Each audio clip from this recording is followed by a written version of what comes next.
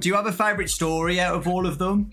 I think my favorite story it's probably Bunny Call. I know that's kind of an oddball choice, but there's a reason for it. It's because some of these stories are based on my real life experiences. Bunny Call is not completely made up. I used to take my family to a family summer camp. Okay, this is one of my two. This is my two oldest boys were maybe 11 and 12 at the time. Or no. I bet they were 13 and 14. It's hard to remember exactly when this was. But then I had younger two that were just babies still. And whenever we showed up at camp and we were all in the auditorium signing up for activities, it was rafting and boating. One of the things you could sign up for was a panda call. Okay.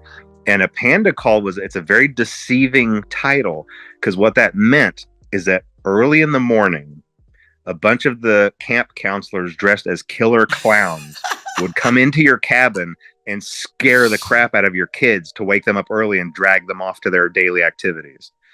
And so I signed up my two oldest, Ian and Braden, my old beta testers from whenever they, through all their lives testing my games. I signed them up for it.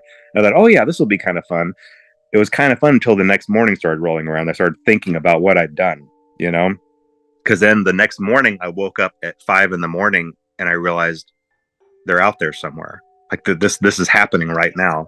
And I started listening for screams, and I started listening for noises. And I even snuck out and went outside, and it was dark and there were crickets chirping, and I was looking around, and I just thought to myself, somewhere out here in the dark in these trees are a bunch of clowns, and they're coming to my cabin.